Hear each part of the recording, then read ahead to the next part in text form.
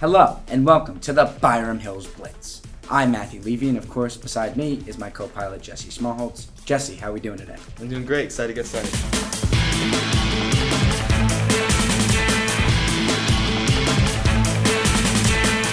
Today we'll be giving some more insight on wrestling, track, and boys and girls varsity basketball. To give us more information on the girls varsity basketball team, we have an interview with Sophia and Stefano. Coming into this season, what role do you have to step into being a captain?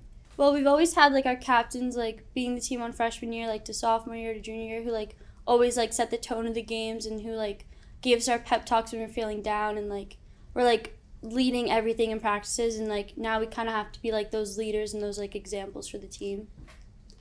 Also having to be a captain on and off the court too. Favorite moment as a basketball player could be at any age, whether it's varsity, JV, or younger. My favorite moment was beating Rye twice last year when we were predicted to lose, and then winning the league. Yeah. Just being able to play with the girls, and especially me and Stefano being captains when we've been playing basketball since we were in second grade. From CYO to AU to Bobcats, going from then to now, and leading our team is it's just amazing.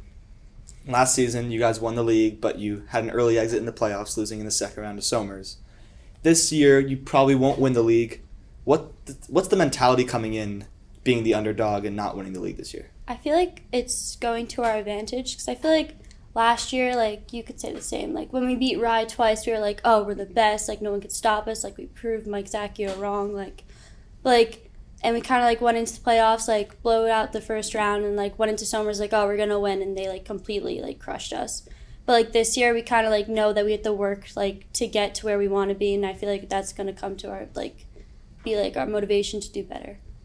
I think knowing once the regular season's over that the postseason's a whole new season and we can start fresh again. Yeah.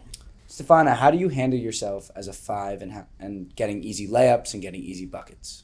Definitely being there for the putbacks and working on my post moves and going up strong so I get to the foul line.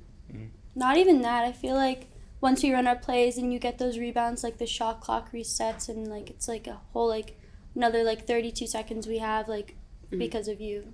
Sophia, your game is centered around your defensive play and being aggressive. How do you spread that energy to the rest of the players on the court? I feel being an aggressive defender is more of doing it for your team, being able to dive for the ball, get those dirty work steals that set up for a fast break, really get the team's energy and tone and motivation up.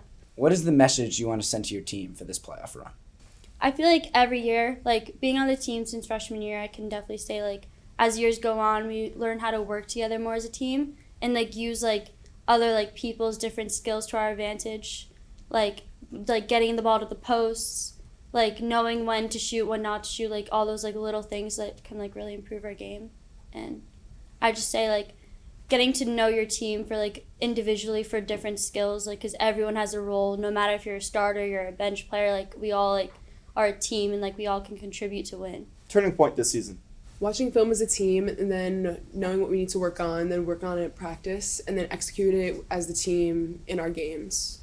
Yeah, especially when I think it was halfway through the season, it took us long enough to realize that that we needed to pass. Yeah, that we need to pass to the posts. We were watching film one day, and I think it was Jen who gave a great pass to Fawn on the inside, and every film we're the posts are open, but I think we really realized it as a team that we could benefit off of passing and sharing the ball, and working as a team, I said before, using our individual skills to win games.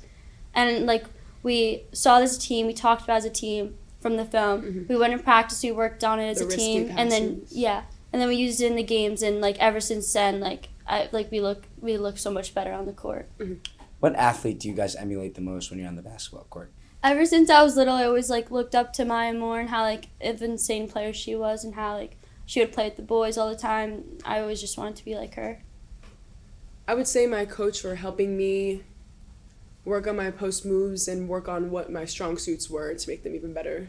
Thank you guys for coming on. Really enjoyed it. Good luck in the postseason. Thank you. Thank you.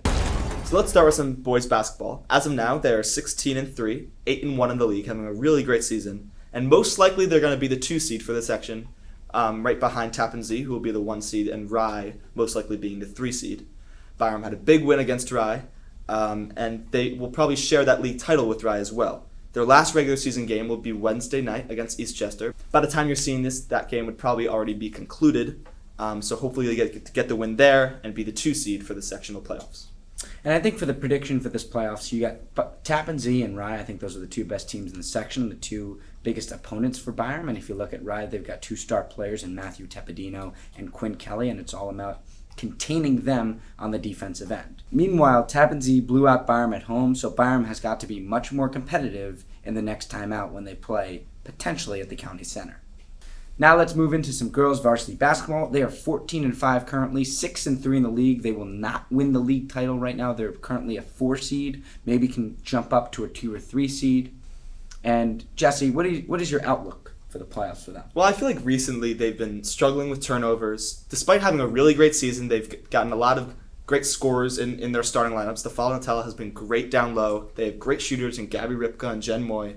Corelli is great in those mid-range shots. If they can just take over with that offense, pack everything inside, and look for those outside shots if the defense crashes on them, I think they'll be fine, as well as cutting down on those turnovers. And I think they just can't beat themselves. Yeah. I think that was when we saw them against Pelham, it was much closer than we had thought because they just had 20 turnovers in the whole game. So can't do that. And now let's move on to some wrestling. There are 6 sectional qualifiers for wrestling. You got John Fortuno and Alex Bihar. Also, you got Justin Fortuno and Jack Sullivan coming in 2nd place, Matt DeLuca in 3rd, and Andre Falco in 4th. And sectionals are this Saturday and Sunday. Be sure to tune in. We're going to conclude this show with some track. There are 4 state qualifiers that will all be competing on February 22nd. First is Ethan Burke, who qualified for the 600 meter. You have Alex Deck, who qualified for pole vault. Olivia Cantor for the 55 meter, and Stephen Franco for shot put. Thank you guys for listening, and good luck to all the playoff teams in their upcoming postseason. Go Byram. I think they can do a much better job. You just smile. Yeah, because Look a little blushed there. yeah, I'm really embarrassed. That's good. That was great. Thank you. I really appreciate it. Okay. Go. I didn't do anything. That was hard. Experience going into the postseason is a big advantage.